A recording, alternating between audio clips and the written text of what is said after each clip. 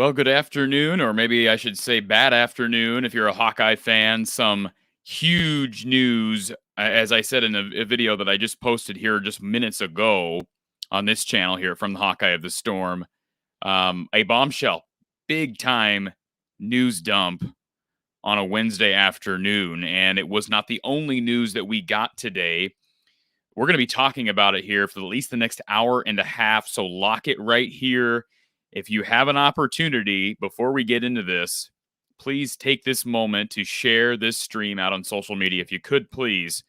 That is what helps this channel the most, helps me continue to be able to bring you call-in shows, content, interviews, post-game shows, all that good stuff is you helping to spread the word. So if you feel like, well, everybody else is going to do it for me, please don't have that attitude. Please help out by sharing this show on social media. Hit the thumbs up button. Please take the moment to scroll down on your screen. Hit that thumbs up button. If you're not already subscribed, subscribe, please. We are here all off season. We do content with I almost said late and great. I'm not trying to kill you off, Don. We do content with the great Don Patterson, former OC under Hayden Fry. We have Coach Gary Close on. We're going to have him on very soon to talk NIL. Not today, but a different day on a podcast. We're going to be talking NIL and certainly the state of college basketball. So all that and much, much more, including interviews with recruits. So again, lock it right here. Turn notifications on. Thank you, thank you, thank you. Appreciate all the support from all of our sponsors as well. Ascent Nutrition, thank you for sponsoring. You can order pine pollen, algae oil, and mold and mycotoxin-free coffee. Great stuff, by the way. Has a great, great, clean taste. You can order from the links in the description below. It helps to support this channel. Also, Under the Kitchen, authentic Hawkeye player artwork. Randy Engel doing tremendous work down there in Mitchellville. So thank you to Randy Engel for helping to support this show. So yeah, let's just get down to it. Charlie Jones entering the transfer portal. We know Orlando Trader entering the transfer portal. This was and actually I shouldn't say Orlando Trader entering the portal. Technically, he was never here. So we'll see what happens with Trader. He either is going to be asking for a release or he's going to have to enter the portal because he is signed. He signed back in December. He was supposed to be here next month. But the big news today was Charlie Jones. And I think both of these decisions, these announcements came unexpectedly. I don't know of anybody that saw this coming. Again, I don't know. There might have been things going on behind the scenes that I'm not aware of. Certainly there are some things that are going on behind the scenes that I'm not aware of because this was not expected. Reason why he's leaving, I mean, I've speculated on this over the last couple of hours. I talked about it during the show here a little bit ago, and I uploaded the video. One thing that stands out is, and I know this was tweeted about by several Iowa media members this afternoon, Charlie Jones wanted an opportunity during his 6th year to prove himself further to NFL teams.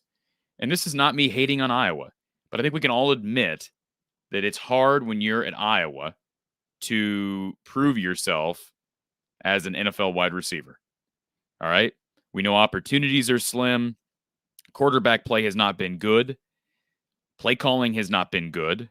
And frankly, coaching on that side of the ball, I mean, I'm not trying to diss Kelton Copeland. I think Kelton has done a nice job, certainly resurrected a depleted wide receiver room back in 2016 when he came in 17. Boy, that wide receiver room took a boost.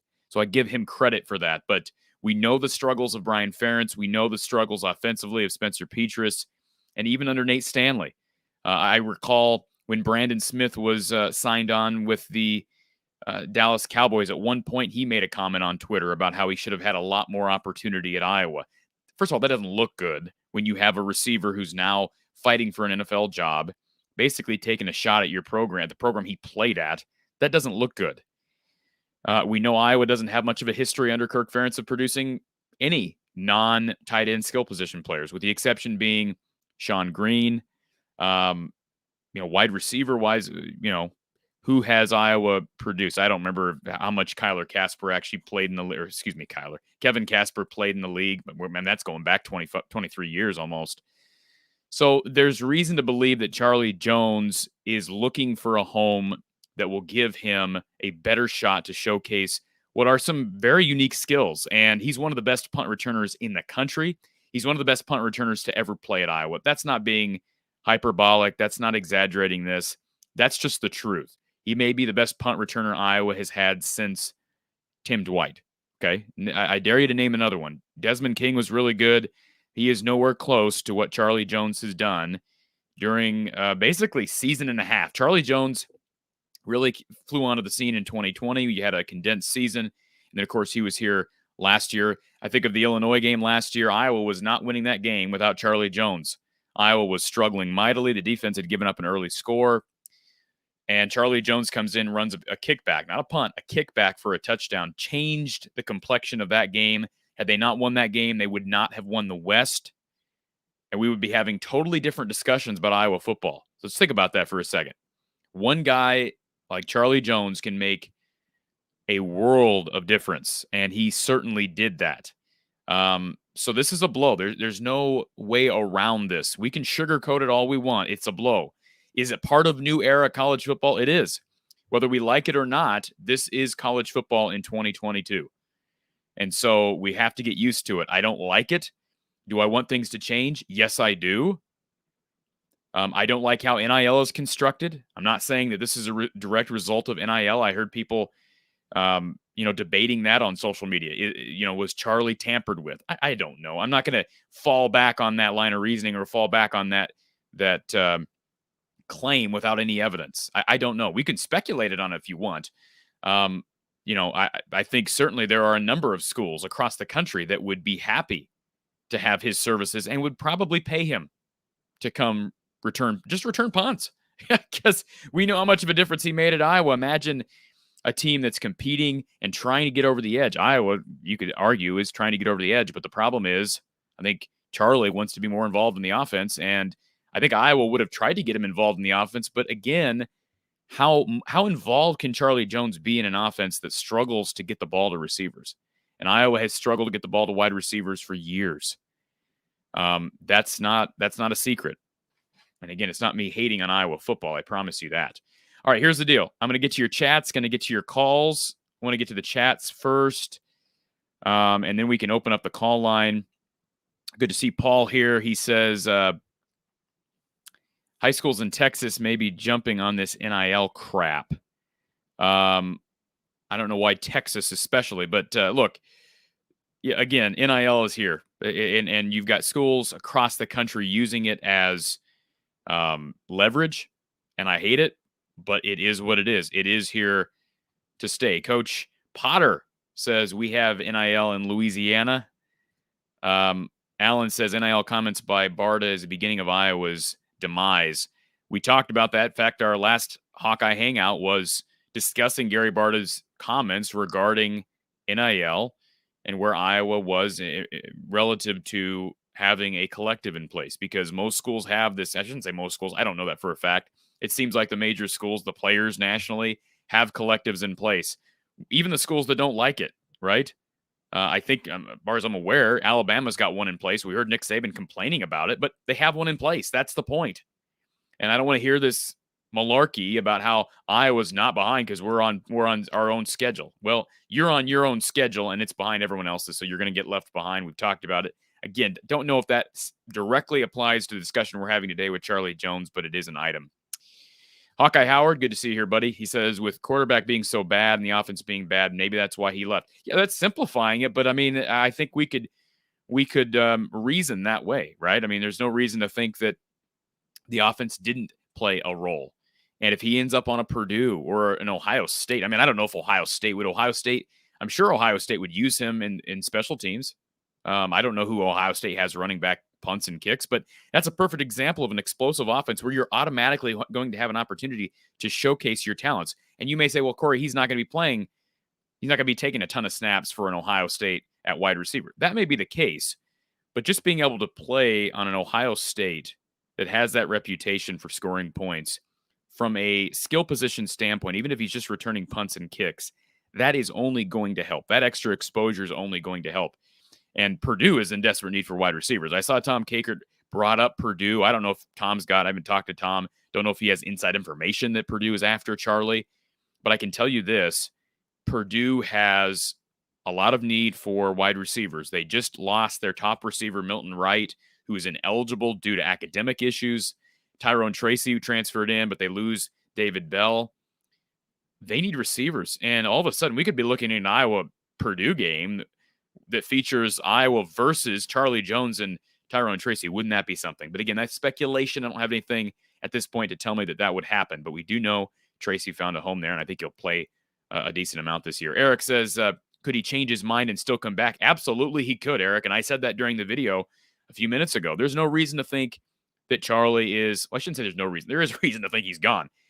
There's no reason to think that he couldn't come back because there are circumstances where coaches may shut the door on a return. I don't know Charlie well enough. I really have never had a conversation with Charlie, but just from what I've gathered, he's an interesting personality. Seems like a nice kid, but maybe a bit of a, I don't want to call him a bad boy, but he kind of just gives that vibe that he kind of just goes by his flow, if you will. Don't know if that makes sense, but maybe not the Kirk Ferentz-esque type guy, if that's the best way to describe it. And that's just what I've gathered. Maybe that's not the case. And I'm not saying that Kirk would shut the door on a return. There is reason to believe, though, that he would have an opportunity to come back. So you don't shut the door on that yet. I do question, though, for him to even enter the portal at this point in the year. It's just an odd time to enter the portal. You go through spring, you go past the deadline, and the deadline doesn't mean as much as it does for most kids. We can talk about that. But I do wonder about the timing. It makes me tend to think that it's probably not going to be a return for Charlie Jones, but you never know. Coach Potter says college sports is now pro sports with free agency on steroids and PEDs. Players can tamper with players, not coaches. Players can tamper with players, not coaches. Okay. Well, here's the deal. And I want to bring this up later in the show as well, but got information today from the parent of an Iowa player. All right. I'm not going to say who it is, but a parent of an Iowa player reached out to me in response to the news today, basically saying that they have had to deal with tampering and specifically other schools. And I'll give you a few more details on that later in the show, but other schools who have reached out to these parents about their child who is an Iowa athlete, about transferring. And these are high major programs, folks. So the idea that there's not tampering going on is wrong. It's not being enforced probably at all, but it's certainly not being enforced when so-and-so talks to so-and-so who talks to so-and-so, right? So it's not tampering, apparently. It's not tampering if a coach talks to the parent of a student athlete who talks to that student athlete. What a joke. What a joke. But that's where we're at right now. And I'll get into that more here a little bit later, but I thought it was a very interesting conversation. I wanted to share it with y'all this afternoon. D. Barnes says Charlie was looking at 5 or 6 targets a game at Iowa with badly thrown balls, short yardage. Time to move on. Listen, I don't blame Charlie. I mean, I'm not gonna say that he didn't have an opportunity to star here, but boy, it's hard to imagine a scenario where he was really highly touted at the NFL level after this season. I don't care if you're the feature wide receiver or not. I do believe he was the best wide receiver Iowa had, for the record. From everything I've been told out of spring practice, from people who are familiar with the ins and outs of practice in the program, I was told that Charlie Jones was definitely the best deep threat on this team. I think Keegan Johnson, I've heard great things about Keegan Johnson as well, but that Charlie Jones was the best deep threat on this team, which was kind of a surprising statement because I almost expected it to be Keegan Johnson. And so, again, that's an interesting conversation from D. Barnes here because I don't want to blame everything on the quarterback situation, but you do wonder, and I brought that up earlier too, you do wonder how much that played into this decision. Randy says, timing definitely odd. Absolutely. All right, I'm going to get the phone lines. I'm going to keep taking your chats. We're not done with the chat, but let me get the phone line open here so that we can take calls, and we'll go from there. All right. if you're new to the show, there's our number. It's at the bottom of the screen. I can actually put it up in big print. 515-635-1601.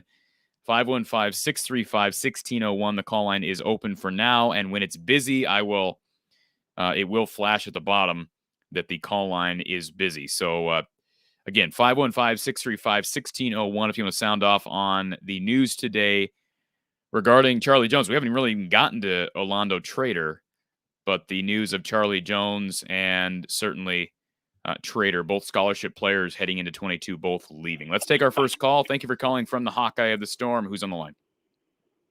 This is Alex from Cedar Rapids. Hey, Alex, how are you today? Well, it was a good day until about 1:30-ish, about my time. Well, I can't imagine why. Well, I was actually at work when I read the news, and I'm in a higher level position at where I work at, and almost splurted out an expletive in the break room, but luckily I caught myself before anyone heard anything. But yeah, so it was quite a surprise. And so what is your overall takeaway? You know, the kind of the theme that I wanted to run with for this show is there cause for concern? Are you concerned, being a fan of this program, are you concerned with two scholarship? I'm telling you how to feel, but are you concerned with two scholarship players, one being a star and Charlie Jones, one being an incoming player, leaving on the same day? So on a scale of 1 to 10, when I heard about the incoming one leaving, my concern was probably on a 1 to 10, like 10 being a very, very concerned, 1 being not at all. I was like 2. I know Iowa has got some good depth at cornerback, and I think that that position, Phil Parker coaches up really well, especially his last couple of years. Look at, who we've had in the NFL, and look at some of our breakout players. So, but then when Charlie Jones, I saw the news today, it's not quite at like a 9 or an 8, but I'd say maybe a 5. I'd say if we have another prominent starter leave, I think then the concern becomes really great. And I think at that point you need to start looking at, especially if it's an offensive player, you really need to look at is there anything going on the offensive side of the ball that's causing these players to explore options. Charlie Jones is a huge hit, especially now we've heard our special teams was one of the best last year. And now we're having some questions at field goal kicker. We still have Torrey Taylor, but now we lose one of the best return men in the country, let alone the Big Ten. Now, who do we have back there? I remember when Charlie Jones went out, I think it was against Wisconsin, and Max Cooper went back there and fumbled the punt. And then Wisconsin got the ball back and scored the touchdown. Yeah. So special teams, I have some deep concerns on. Defense, when the incoming commit left, I wasn't too worried about that. But yeah, Charlie Jones leaving is cause for concern, but I'm holding a little reserve to see if anyone else leaves behind him. But yeah, it's troubling to see, especially for our special teams. I'm kind of curious, did something happen in the past couple of weeks where maybe Keegan Johnson or Arlen Bruce surpassed him on the depth chart, where Charlie Jones is going to be the number 3 guy? I don't know. I don't know if you know, or certainly not that I'm aware of. I don't know what's going on behind closed doors, but like I said earlier, from everything I've heard, Charlie Jones was probably wide receiver 1. And yeah, who know? We don't know what happened. If there was I don't want to assume. That's one thing I don't even really want to speculate on, because I have no reason to think that there was a behavioral issue or anything like that. The other thing is, I've heard people say, well, he might have a family member that's gotten sick or something. Well, that may be, but he's from Deerfield, Illinois. Correct me if I'm wrong, but Deerfield's near the Chicago area. You may know better than I, because you're a Eastern Iowa guy. That's not that far from Iowa City. I'm not quite sure where Deerfield was at, but yeah, in Illinois, it's not that far away. Yeah. But then I was thinking, I was thinking 3 options. 1, that was the first one. He got surpassed by 2 other people, and he's, he wants to be number 1. 2 is, I thought at NIL, but he's not. He's a well-known kick returner, but is he like a high, prospect where, someone sent me a link where a Pittsburgh wide receiver transferred to USC, and he's going to make more money than Juju Smith-Schuster on the Steelers. Yeah, I saw that article, and I was thinking, but he's not that high level of a recruit, or maybe a prospect. I mean, he may be able to get something. But then also, I was like, is there something behind the scenes with the offense with Brian Ferentz and, this how bad this offense is, and maybe there's no hope for an improvement of the offense, and maybe he sees the writing on the wall and says, I'm not going to get a good NFL tape out there playing for this team, which sucks, obviously.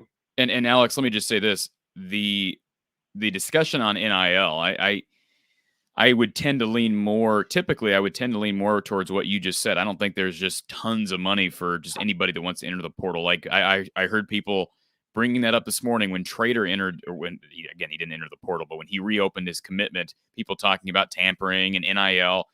I really have a hard time believing that a kid who had 2 directional Michigan schools offering him, plus Vanderbilt and Nebraska, I have a hard time imagining that 3-star recruit is leaving Iowa because somebody offered him a bunch of money.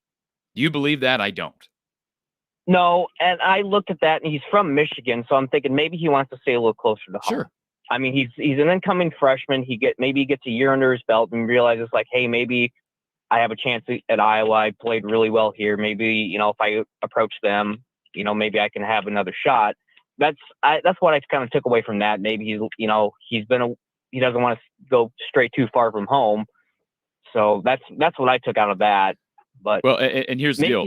I agree with you. I don't think the Trader situation screams NIL, but I do think there's possibility. I would disagree with you slightly on the Jones situation, because I do believe with as much money is out there with some of these programs, I would not be shocked at all if somebody is offering Charlie Jones quite a load of money to go return, even if it's just to return punts and kicks, because I don't think we realize how dynamic he is. And that's a specific skill set. You don't got to be, it helps when you're fast, obviously. Athleticism helps, but that's a specific skill set that just some guys don't have. I think even Amir Smith-Marset, he was good at returning punts and kicks, and he was a lot faster than Charlie Jones. Amir Smith-Marset is not the punt returner or kick returner that Charlie Jones is. And I don't even know that, if I recall, Amir Smith-Marset returned punts, but wasn't that great at doing so. I would not be, I'm not trying to imply that Ohio State or Penn State or some of those schools are offering him currently, but I would not be shocked if an Ohio State booster or someone with an Ohio State-esque program came along and said, hey, we'll give you $50K to be here for a year, or $100K to be here for a year. And as I've said before, I don't have any confidence in Iowa's ability to get this collective together. And I guarantee you that collective ain't going to be paying everybody $50K. So no, I guess that's what I'm saying. I would not be shocked. I'm not saying that that's the case. I have no reason to believe that, but I would not be shocked if NIL did play into this decision. It could. I don't know how well known his name is throughout the country. Like I said, he's one of the best kick returners. It was one of the best kick returners last year. So maybe he's got some name recognition out there with some other schools. Obviously, some of the Big Ten schools that he kick returned against. But that's just my opinion on it. I mean, yeah, I think it's entirely possible someone came to him and just said, hey, we can give you a bunch of money. And like I said previously, I think if another teammate follows behind him, even if it's like a backup, like say, maybe Alex Padilla leaves, Joey Labus leaves, someone like that, someone who's a second stringer who could potentially see playing time, enters the transfer portal right behind him, then I would say, okay, something's going on that obviously we're not seeing quite yet, and it'll come to light eventually. And I hope it doesn't come to that. Hopefully this is just an anomaly with Iowa, because Iowa's, you've said it when you've done your preview shows, Iowa's had the least amount of transfers in the country. Yeah. Well, at the time, now that we've had 2 more, or I guess technically 1 more since, the Trader decommitted. So maybe, and I'll leave you with this question. What team would you not want to see Charlie Jones at? What team would you be like, why would you go there? Or just be like, I wouldn't say maybe hate him, but just have maybe a slight disdain for him. But then I'll get off and I'll let you answer that question so other callers can get in. But thank you for taking my call. Thanks, Alex. Appreciate the call. And yeah, that's a great question. So I'll take the easy way out on that question. I would hate to see him go to Purdue, because I don't think I have no idea other than the comment from Tom Kakert. And again, I've not spoken with Tom. Don't know if that's just him speculating or putting the pieces together. But if he goes to a Purdue and with Purdue's ability to scheme against Iowa, I'm just thinking, like, you already have this advantage. Jeff Brom already has this advantage over Iowa, where he basically dominates Iowa from start to finish on that end of the ball, or into the field, I should say, side of the ball. You basically dominate through the air. Now you add two guys who have been in the program in Jones and Tracy. I mean, like, I'm not saying those guys are going to be, acting like spies, but I mean, can we, and a guy who's as dynamic as Jones is, and we saw explosiveness from Tyrone Tracy. Let's be honest. I know he disappointed at times last year, but those two guys have ability, and it's already come out of Purdue that they're planning on using Tracy as sort of a hybrid, kind of a mix between a running back and a wide receiver. I mean, good Lord. Jeff Brom knows how to scheme offensively. Iowa can't seem to beat Purdue. They're in Iowa's division. They have the easiest schedule of the top 4 teams in the division, not counting Nebraska. I don't know where Nebraska's going to finish, but you've got Purdue, Minnesota, Wisconsin, and Iowa. Minnesota, Wisconsin, and Iowa all have gauntlets for schedules. Purdue's schedule's favorable. You add 2 athletes from Iowa. Yeah, that would concern me. Certainly, you wouldn't want to see him to go to an Iowa State or to a Nebraska because they're rivals, or even to a Minnesota. But I think Purdue is the team that I'd rather him go to Ohio State, frankly, because they play on the opposite side and, whatever. But, it's a great question from Alex. I would least rather see Charlie Jones end up at Purdue. Let's take our next call. Thank you for calling from the Hawkeye of the Storm. Who's on the line? Hey, Corey, it's Alan. How are you? Alan, I am good. How are you? Two questions, one on Charlie Jones and one on Gary Barta. Okay. As soon as I heard about Charlie Jones, I scoured the net, and the one school that came up was Notre Dame. And I had read that Notre Dame, which is 2.5 hours from his hometown, is the school that's going to go get him. I read it in a couple of different publications that they need a punt returner, and they lost a couple of wide receivers to the draft, and that's the school that intrigues him. So that's the school. If I would point to a school that's going to get him, I think it's them. And it's not far from his hometown. He gets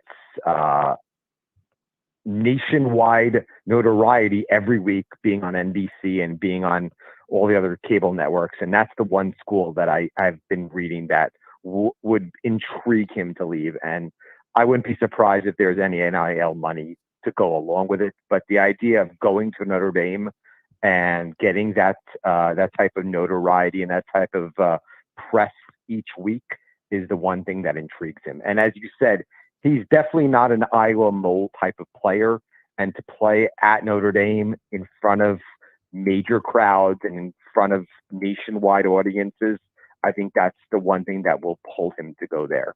Okay, that's just a real quick question now, and before you get to your question about Gary Barta.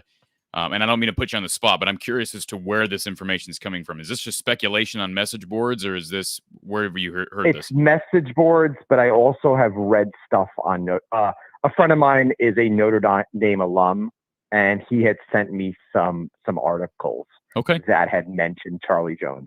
Okay. And as soon as he sent it to me, I said, you know what? I know Charlie Jones is definitely not an Iowa type of personality. And as soon as I heard Notre Dame as the team, that makes a whole lot of sense. He'll get an opportunity to play in front of major audiences and will build his stock going to the next level. And Alan, you said the exact same same thing I said 5 minutes ago.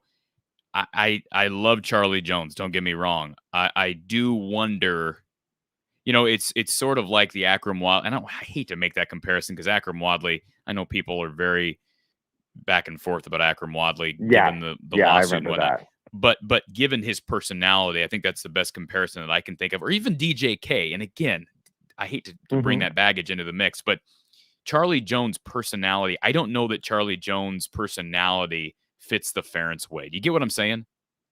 Yeah, I absolutely agree with you. I think you're absolutely right.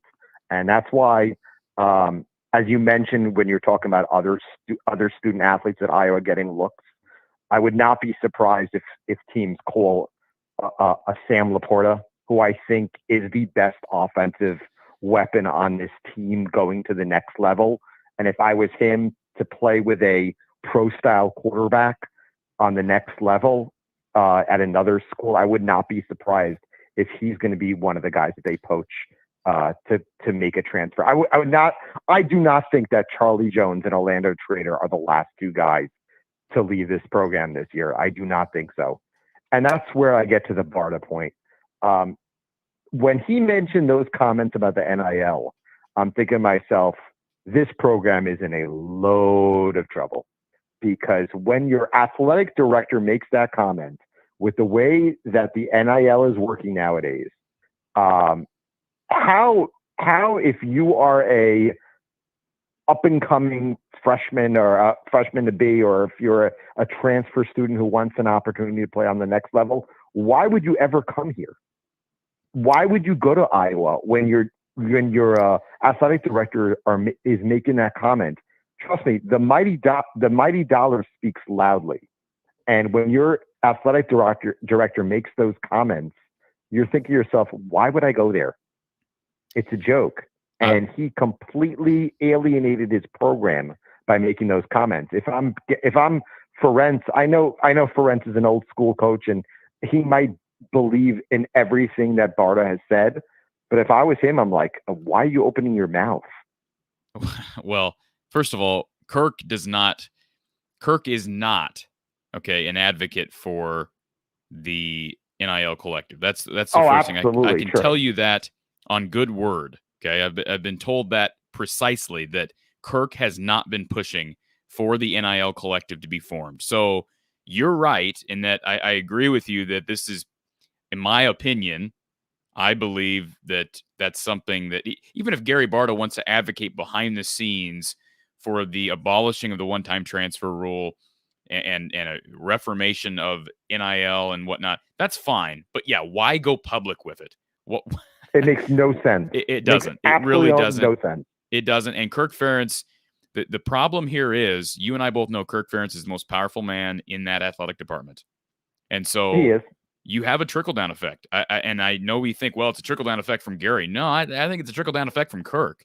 And you're hearing Gary kind of be the spokesman for Kirk Ferentz in all this. I do believe that's what it is. And I don't know that this is going to force, I don't know if NIL, we've seen NIL already take its toll on some head coaches. I think of Jay Wright at Villanova. Now, college basketball is a different animal. I get that. It is. But something's going to have to happen. Either NIL is going to have to change somewhat quickly, Kirk Ferentz is going to have to change quickly, or I would not be surprised if Kirk Ferentz retires earlier than he originally intended. I don't know that for a fact, but I do believe what you're seeing from Gary Barta and Iowa's slow pace at getting this collective together is a trickle-down effect, not from Gary Barta, but from Kirk Ferentz.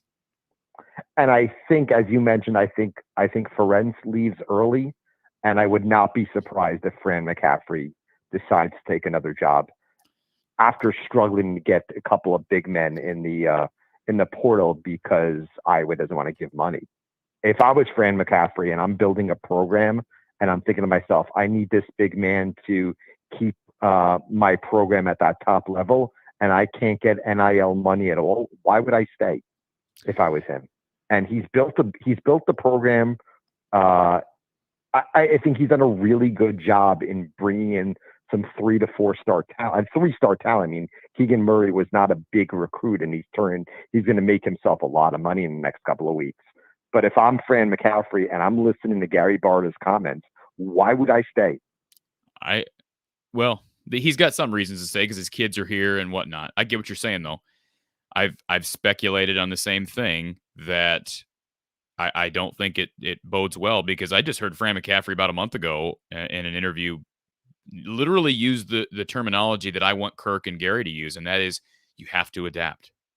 And we don't hear that out of those guys. At least we don't. Maybe they've said that, but certainly not showing it by action. And again, that's I don't think that's a secret, but I can tell you for a fact that the primary reason why Iowa hasn't been able to land even a visit from some of these big guys in the portal, like Fardaws Aimaq or Theo Akuba, is because they have nothing to offer as it relates to NIL. So I do find it like child's play when I hear Gary Barta say that we're not behind, we're just fine. I mean, I agree. That's ridiculous. And it picks at me because I know it's not true. Love your content. And as I said before, what happened today, I do not think it's the last. I actually believe that more players will leave this program in the next couple of weeks. Sad to say that without knowing anything, but what happened today is going to be the beginning of what could be a floodgate of people leaving. And I'm sad to say that, but when your athletic director makes that comment, and when your coach is not a fan of the NIL, if I'm a player with pro potential and an opportunity to make money on this level, I wouldn't stay. And I appreciate everything. Thank you very much. Appreciate it, Alan. And I hope you're wrong.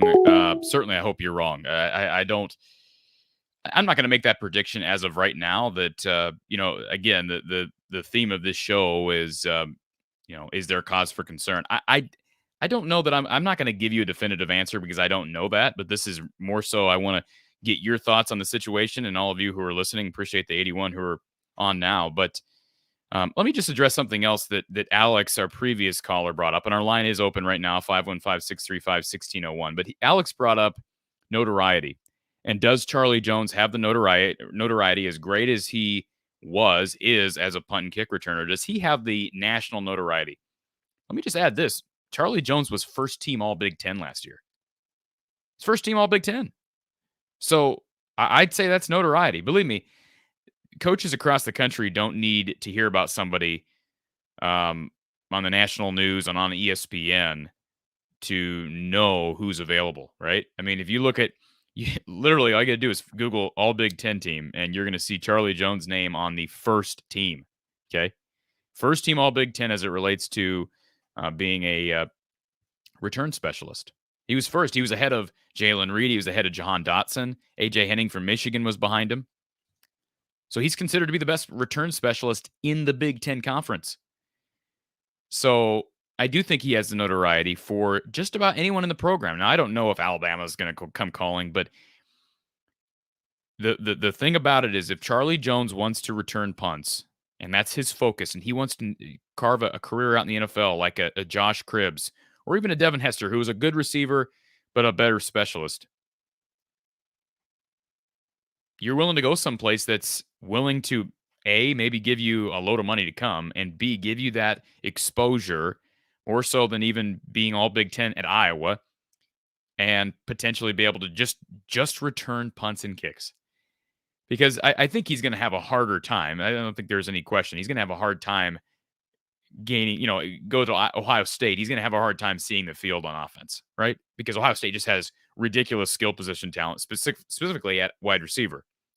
But I don't know that it'd be that difficult to go to an Ohio State and see the field returning punts. Again, I don't have all these rosters in front of me and how experienced these guys are across the country, but I do think that we can't understate what Charlie Jones brings you on special teams.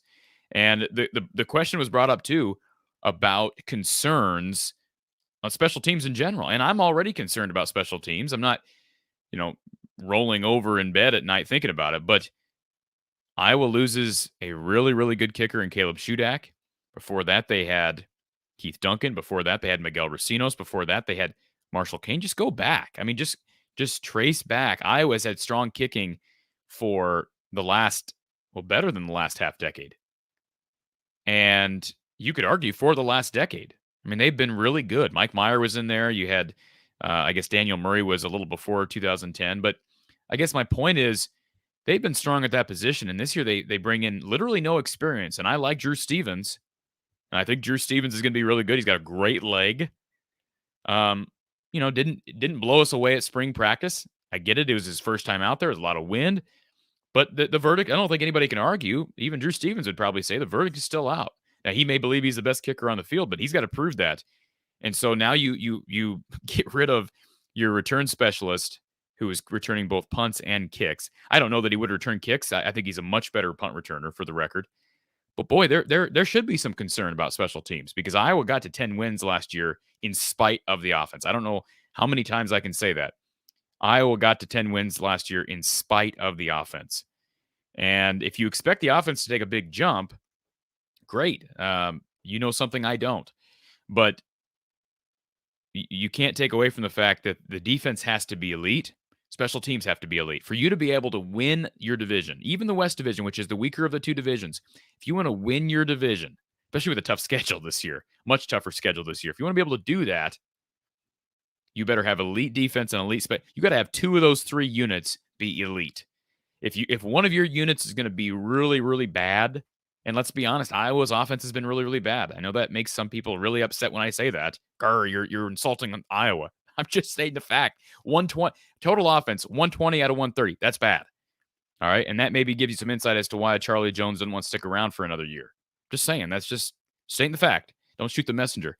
But my point is, if you're going to try to overcome that, you better have elite units. And I'd say the same thing if your defense was terrible. You better be darn good on offense and darn good on special teams. All right? You look at Ohio State last year. They lost a couple of games. Now, their defense wasn't terrible, but it was certainly below what they expect. Their offense was ridiculous. I mean, you literally historically good. And yet, they didn't even make the playoff. And I say didn't even. I mean, they still won, 10, 11 games, but they didn't make the playoff. I mean, you need to be elite to win 10-plus games. It's hard to overcome a poor unit. And Iowa's got a really poor unit. At least last check they did, right? And it didn't look any different during the open practice. So, again, I don't know that that's the reason directly why Charlie Jones is leaving, but it would not shock me if the offense and its inability to perform on Saturdays was part of the reason. I see people in the chat about Nebraska. Any place but Big Red, said the outlaw Josie Wales. Cole says, I don't think Nebraska will go after him. Of course, they just landed the kid from Texas. Roselle says, you go to Iowa because it's a cheat code to the NFL, like Micah Hyde said. True, Roselle, but it's not a cheat code for receivers. Micah Hyde was clearly stating that about the defense, specifically defensive back. And I absolutely agree with him. It's a great place to go. And that's why the only thing I would disagree with Allen about would be the Sam Laporta comment. I have no doubt that someone may go after a guy like Sam Laporta, but why wouldn't you want to be here as a tight end? I mean, Iowa throws to the tight end probably too much because they should be getting the wide receivers more involved. Maybe Charlie Jones would still be here if they did. But you throw to your tight end an inordinate amount of times during a game. You have a history of producing really good tight ends. You have an offensive coordinator. If there's one thing that Brian Ferentz is really good at, you could argue he's really good at producing tight ends. Now, I don't know that for a fact, but you can look back at his resume and his one season with, or I should say the 1 year that Aaron Hernandez and Rob Gronkowski broke records, Brian Ferentz was their position coach. That's a fact. Now, I don't know if that's a direct correlation. You can say that was Brian Ferentz that did that. Certainly, Rob Gronkowski and Aaron Hernandez were different kinds of kids. There's no question about that. But I don't know that coming to Iowa to be a tight end, I don't know why you would leave if you're Sam Laporta. Sam Laporta just does what he did last year. He's probably going to be a first or second round pick next year. I think he's that good. So how much would NIL money appeal to him somewhere else? That's a question, but he's going to be making a lot of money in the NFL. I think guys like that who are established here and already have a path to the league, like a tight end, an elite tight end at Iowa would like Sam Laporta or a TJ Hawkinson or Noah Fant, etc. I don't know that there'd be that great of a pull for him to leave, especially heading into his final year. To me, you could do a lot more damage making that decision at this point in your career if you're a Sam Laporta. And I think Sam does, from what I know about Sam, probably fits into the Iowa mold a bit more than a Charlie Jones. We get to a couple of these comments here. Aaron says Charlie Jones transferring was a product of Spencer Petras, and I don't know that for a fact, Aaron. I'm not going to argue with you because I don't think any of us know for sure. He says Purdue or Michigan State. Michigan State certainly is skilled at using skill position players, right? I mean, there's no question about it. They utilize their best athletes, and that's something that Purdue and Michigan State, they're both really good at. If he stays in the Big Ten, that's another kind of like Tyrone Tracy, but worse, because Tyrone Tracy last year didn't produce. Now, we know he's got potential, but Charlie Jones has not. Over these last couple of years, he really has never had a time where he hasn't produced, at least on special teams. Steve is not worried. Steve says we have freshmen to step up. He says it's going to blow over. Next man in, step up, and prove yourself. respect your opinion, Steve, and I'm not arguing with you. Again, I'm not going to go out on a limb and say that there are going to be a lot more guys who enter the portal at this point. I don't know that. I don't know either way, but I do think there's concern. I tweeted this out earlier, and I can read this to you. But I did tweet this out earlier for anybody who's not following me. I said I would venture to say it's very odd timing, and I would add concerning to a degree. It's odd timing and concerning for a couple of reasons. One, you've got only 5 scholarship players. Iowa's had just before today 5 scholarship players leave via the transfer portal over the course of 8+ months. This cycle, which stretches back into September, October of last year, right? Throughout this cycle, just 5 scholarship players have left. Interestingly enough, several of those players have been wide receivers. We get to that in a little bit. But 5 players have left. And all of a sudden, 2 in one day. And I know we don't know that Trader technically has to go through the portal, but I mean, I think we can agree that this is the equivalent of going through the portal. He signed on. He's supposed to get here next month. He may have to enter the portal. I don't know if Iowa's going to release him from his letter. Or Orlando Trader, if you missed that earlier today, decommitted from Iowa. It literally announced on Twitter, and I can read you the tweet. Announced via Twitter that he would be leaving Iowa. Specifically, he used the term decommit, and I don't know how you decommit when you're signed. That's not decommitting. That's leaving. Transferring, right? That's what it is. He said, and I quote, "Iowa has always been a place that I called home. The coaches were amazing. The environment was live, and the players were great to be around. After many conversations and decisions, I have decided to open my recruitment up to find where I can be the most successful and better myself as a student athlete. I am decommitting from Iowa, and my recruitment is 100% open at this time. Respect the decision." So again, I don't know how you decommit from a place that you're signed to. He's going to have to get a release from Iowa. He signed his national letter of intent back in December. He's going to have to get a release, or he's going to have to go to the portal route. If he wants to be immediately eligible, he'll have to utilize his one-time transfer rule. What I don't know, and this is the problem with all these rules that have changed, some of these things we just are kind of murky. Does he, if he chooses to transfer, utilize the portal? If he has to utilize the portal to leave, and he says, I don't want to use my one-time transfer rule, does that mean he can sit out his freshman year and then hang on to that one-time transfer exemption for a future year? I don't know how the answer to that. Maybe. That would probably be a smart decision because he's probably not going to play year one wherever he goes, right? And he can just utilize that year as a red shirt, and he'll still have the opportunity to transfer somewhere else. Also got to keep in mind, Orlando Trader was a decommit from Central Michigan. Iowa flipped him. He ended up committing to Iowa on signing day last December. And so he's got a bit of a history of being a little bit wishy-washy, right? Now, TJ Hall, I mean, you could argue he's a bit wishy-washy. He was committed to Washington at one time. He was committed to Arizona. Now he's committed to Iowa. I can tell you because I know TJ, know kind of the background on why he was committed to those schools. I think it's a different situation. But now this is the second time that Orlando Trader has officially changed his mind. I wish the kid the best. I'm assuming this means he won't be coming here. Again, either Charlie or Orlando. I mean, I guess it's conceivable. We saw it with Josh Agundale in basketball that they could change their minds and Kirk Ferentz could accept them back.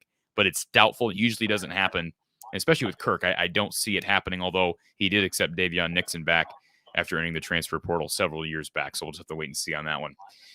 Thank you for calling from the Hawkeye of the Storm. Who's on the line? Jay in Mason City. Hey, Jay. I listen to your show quite often and enjoy the content. Thank you.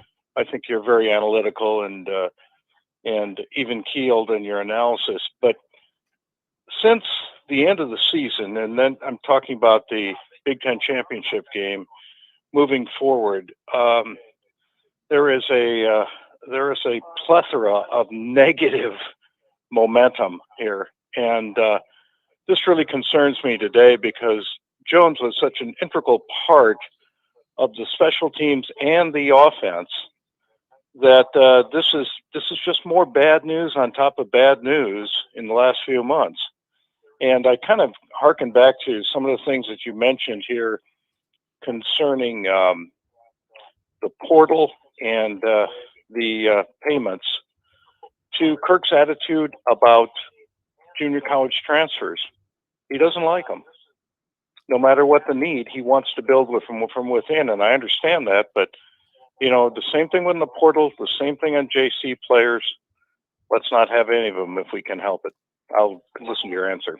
Now, Jay, let me just defend Kirk for a second, because I know everybody thinks I'm always just trying to attack Kirk. He has taken his fair share of junior college guys. They've got a kid this year, Kaden Proctor, who's I believe from Iowa Western, I think, or Sioux Falls. I can't remember, one of the two. But and of course, Mekhi Sargent was an example. They have had success doing that. But I think you're right. For the most part, Kirk would much rather, in general, with transfers, not just with JUCOs, but with transfers in general, much rather, he said that, build from the bottom up or from the top down, however you want to look at it.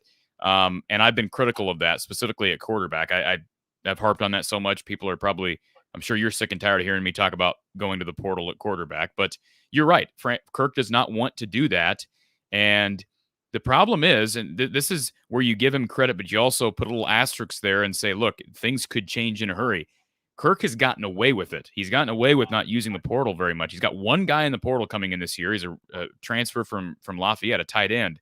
But for the most part, he has not utilized the transfer portal, and he's gotten away with it because he's lost very few players. If you start losing players, and whether it be because of NIL or because of the inept offense or because guys can now transfer without any repercussions, if that starts happening, I would be worried, Jay. I agree with you. The negative momentum is going to build. I will say this, Iowa did, on December 15th, they had a pretty good day on signing day. So I think you're right from a lot of what you just said, especially as it relates to spring practice. I don't think that really instilled a bunch of confidence in people. You had the Kyler Casper decision and the Mac Markway decision. I think you're right, there has been some negative momentum, but high school recruiting, I think most people perceive high school recruiting to be going pretty well right now for Kirk. That'd be the only defense I would make for Kirk. Well, I would tend to agree with you. The bright spot in the last few months has been the recruiting, where we've got a number of 3-star and smaller school players that we seem to specialize in to commit to coming to Iowa. Yeah, and that's a great thing. And it's not. I would preface my remarks about junior college players to a point. I live in Mason City, and so I was very acquainted with Marshall Yanda when he played. Sure. I believe the last year of community college ball at Nyack. So he was a certainly, and Charlie, and not only Charlie Jones transferred in, but there was another Jones, all the way back to like 2002, who's a wide receiver who was a community college player and was outstanding too. It's just Kirk is loyal to a fault, and is loyal to his principles, and he doesn't seem to want to compromise too easily. I agree. And I think it's reality is going to set in when you lose a couple more of these guys. It probably is not going to phase Kirk with one guy, even a Charlie Jones leaving. And I'm not implying that they're going to lose another top guy, but it may take that for Kirk to realize, hey, either I got to adjust or I'm in over my head here. And I've talked about that, but you're right. They have done, I don't want to say surprisingly well, because that acts like I sound like I'm insulting Kirk, but surprisingly well on the recruiting front. And it sounds like, last I heard, it's been pretty quiet, but last I heard they're doing well with Kaden Proctor. They named if they land Proctor for 23, there's not going to be anybody complaining about that class. And then we're moving to 24, and they're in pretty good. Right now they're number 2 in the country, according to some sites. I don't think that's legit. Obviously it's way too early to be ranking these teams, but yeah, I do. I think that there is a pendulum right here, and we'll just have to wait and see where it swings. Appreciate the show, and I appreciate your candor. Always enjoy listening. Appreciate it, Jay. Thanks for the call, and great calls today. Great calls. I think everybody has been even keeled for the most part. I know Alan was frustrated. It sounded like Jay was frustrated, but I see Steve in the chat, and I think I forgot our other caller, but Roselle was positive. Listen, we don't need to be doom and gloom. I think it's fair to question this, though. I think this is a fair show to have. I hope that when people see the headline for this show and the thumbnail, I'm not trying to just generate clicks. I do think there is reason for concern, but that doesn't mean doom and gloom. There is reason for concern. And let's remember this. Iowa has lost guys to the portal before. All right. It doesn't happen often, but they have lost guys to the portal before. We've seen it a lot more, certainly on the basketball side of things.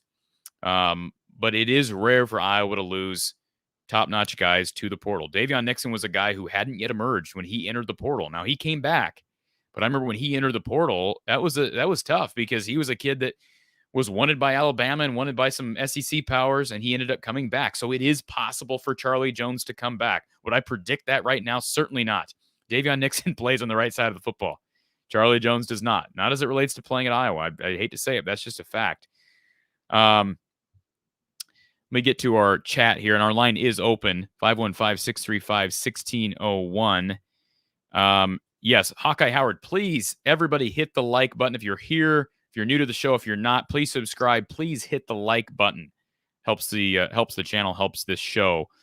The real Hayden is not real positive. He says, Iowa couldn't pay me enough to stick around as a wideout with NFL talent, given the quarterback situation. Cole says, is Iowa even at the 85 scholarship limit? No, I don't think so. I'd have to look at the limit, but no, I don't think so. Especially given now with Charlie leaving, they can't be, right? Assuming that he is going to leave, and Alano Trader is leaving. Joseph says, what if Charlie is going because he wants more of a wide receiver? Like he has said, he isn't good enough to beat the top ones on our team. It sucks. I wish I could watch him return this year. I don't think, Joseph, my guess is I don't think Charlie's going to go anywhere. He may go somewhere where he plays more wide receiver, but I don't think it's going to be because he's taking a step down. I don't know that you're implying that. But, it's going to be hard for him, like I said before, to go to a Penn State or an Ohio State and be a star wide receiver. I think he can go a lot of places and be a star specialist, but he's going to have a hard time. Now, he's going to be able to go to an offense that's better suited to his skills. I think Buffalo was probably better suited to his skills. There are few schools in the country, folks, and this sounds like I'm ripping Iowa. I'm not trying to. There are few schools in the country that are not better suited for a wide receiver than Iowa, okay? But Iowa does have a reputation, large part because of Charlie Jones, of being really good on special teams. So, you do wonder, is he going somewhere to get more exposure for those skills, or is he going somewhere, like what Joseph said here, to be able to showcase his wide receiver skills more? He was going to be, I think, wide receiver one here. That'd be my guess. But if he didn't have confidence in the offense, didn't have confidence in the quarterback situation, then why would you stay here? Mark is not, doesn't look like he's real confident in Kelton Copeland. Do we have a dedicated wide receiver coach anymore? Everything I know about Kelton Copeland, he's a really nice guy. I think he's done a really nice job with recruiting. You got to remember when he came in after that 2016 season, Iowa was really depleted. All right. And no offense to Riley McCarron, but Riley McCarron was the number one guy in that 2016 team. And I think Riley McCarron would make a really good slot receiver at the Big Ten level, but he should not be your number one guy. When you have a guy like Riley McCarron or Nick Easley, even another example, they're your number one guy, you have problems.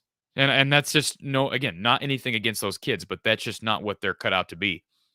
But Kelton Copeland did a nice job getting Amir Smith-Marset here, who ended up being a good Big Ten wide receiver. He wasn't great. He was a good Big Ten wide receiver. Same thing with Brandon Smith. Showed flashes. Both those guys are fighting for NFL jobs, right? Last I checked, Smith-Marset is on the active roster for the Vikings. Brandon Smith is not for the Cowboys. But both those guys were good Big Ten receivers. Tyrone Tracy and Nico Reganey, both those guys come in, have really good freshman years, kind of plateaued a bit. Now Tracy's at Purdue. Reganey's looking for a bounce-back season. And then you got to give Kelton Copeland credit because Keegan Johnson was a great get at wide receiver.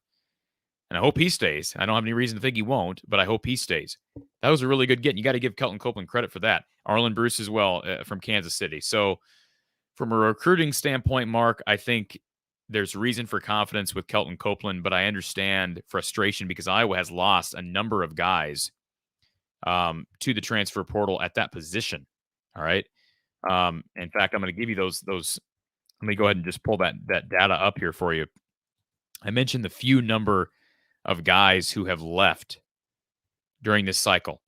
But let me read through the guys. Quavon Matthews left in October. Josiah Meeman leaves in November. Desmond Hudson leaves in November. Tyrone Tracy leaves in December. Deuce Hogan leaves in January.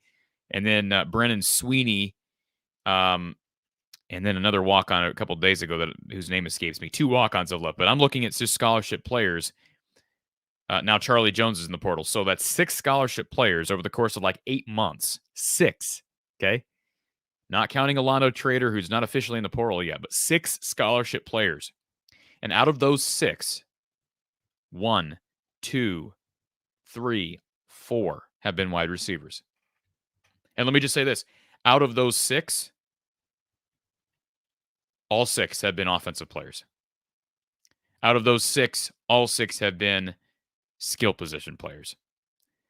Does it surprise you? I hope not. Because it should not. And again, you got Josiah Meeman, a tight end, Desmond Hudson, wide receiver, Quavon Matthews, a wide receiver, Tracy, a wide receiver, Hogan, a quarterback, Charlie Jones, a wide receiver. And yes, I know some people say, well, Corey, Hogan wasn't going to play, Hudson wasn't going to play, Matthews wasn't going to play, Meeman wasn't going to play. Okay, fine. I'm not arguing that. I'm just giving the facts. They've all been offensive players. So take that and run with it if you will. I think there's reason to bring that up. Aaron says, if you look at Iowa's games with Petrus and Padilla, the chemistry was better for Charlie Jones when Padilla was in. It went rock bottom when Spencer was the QB. It's about chemistry. Can't argue the point. I think of the one home run that Charlie Jones hit this year for a touchdown was against Minnesota. Who was throwing to him on that play? Well, it was Alex Padilla. Good point, Aaron. I have to look back at the games and how he performed, but I think that's a fair point, especially offensively. Charlie Jones has been great the last 2 years, but it wasn't until late in the season last year that I really saw him emerge as a receiver, where he's not just carrying out of the backfield. He's not just a specialist. He's a receiver, and that's, I think, what he wants to do and what will help his draft stock. Jay Weber says, can't knock Petrus too much. The one consistency Iowa has on offense is recruiting, luring good talent at QB to Iowa, then grooming them to mediocrity. Is Brian Ferentz up for the challenge? We will see. Yeah, I mean, they've had guys. There's no question, Jay. They've had guys, specifically Petrus, who was a fringe 4-star kid. Stanley, I think he was a 3-star. They've had decent. I mean, Deuce Hogan, I believe, was a 3-4 star. They've had decent talent, but they haven't had like knock your socks off talent at that position coming in. Now they do have 2 4-stars coming in. Carson May this year, Marco Lainez next year. So that's positive. But you're right. The development has not been there. It's just not been there. And luring good QB talent, I wouldn't say Iowa's done great with that. They've also not done great luring great wide receiver talent, but they've done better. I just ran through some of the guys like Keegan Johnson, Arlen Bruce. Those are really good gets. You got to get them the ball. And right now, Iowa's struggling at that position at quarterback, whether it be because of recruiting or because of development. Jones last year needs production. He's not getting that with Spencer throwing him the ball.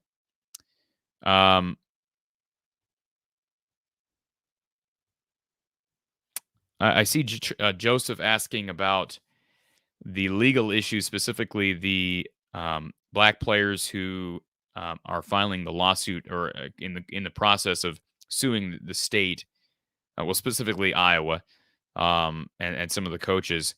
I doubt that the Trader situation has anything to do with that. I just don't know why it would come up now. Why would it come up now and it didn't come up back in December? Obviously, Seth Wallace was added to some of those allegations.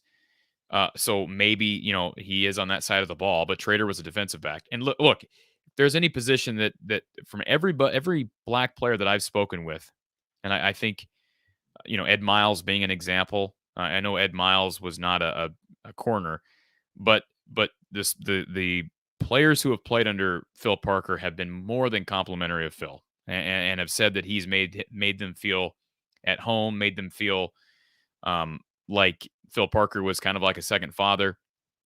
No one's ever accused Phil Parker of being racist. Okay. Not that I'm aware of. Everything has been the opposite of that. So I doubt Trader, who was a corner, had that in mind when he's leaving. But it's just me guessing. I don't know that for sure. Eric says, trying to take a positive outlook. Maybe just maybe there's too much wide receiver talent, and he got dropped way down. The optimistic side of me wants to believe that, even though I know it's not likely. That's not. Look, maybe he lost. Maybe he believes that he's slipping behind to Keegan Johnson, and maybe that's part of the reason. But believe you me, there is not too much talent on this roster at wide receiver for Charlie Jones. I'll just leave it at that. Thank you for calling from the Hawkeye of the Storm. Who's on the line? Zach. Hey, Zach. So, yeah, Charlie Jones' news, that was kind of interesting today. Do you think there's a chance that he might be able to pull in a Gundele and come back? Yeah, I mean, I think that's always a chance. I don't know. Again, I don't know the situation. I mean, who knows? Maybe there isn't a chance of that, but never say never with the portal. If I'm Kirk, unless the bridges have been burned, I would be recruiting him harder than anybody. And they had to take that approach late last year when he was contemplating leaving. I remember saying that at the time, that the number one recruit right now should be Charlie Jones, and they got him to come back, and now he's in the portal again. But you got to let down your pride. And so, yeah, I would say never unless the coaching staff knows something I don't. Yeah, and I do think, part of it, Iowa doesn't run the most exciting offense.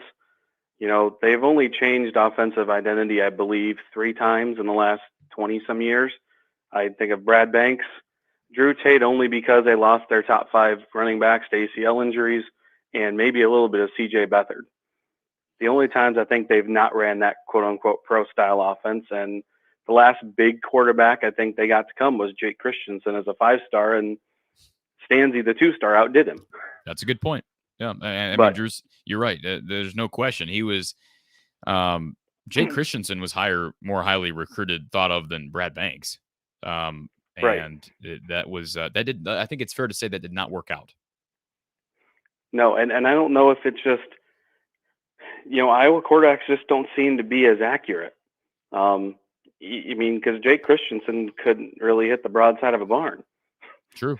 Yeah. And Pete and Stanley sometimes couldn't. And, one of Petrus's more accurate passes last year was hitting a Nebraska cheerleader in the side of the head from 30 yards out. But I don't know if maybe they need to consider, running a little bit of different style of offense, because it is predictable. When they're running behind the Baum brothers, Linderbaum and Potterbaum, they were getting good yards. When they kept running that stretch play, it was nothing.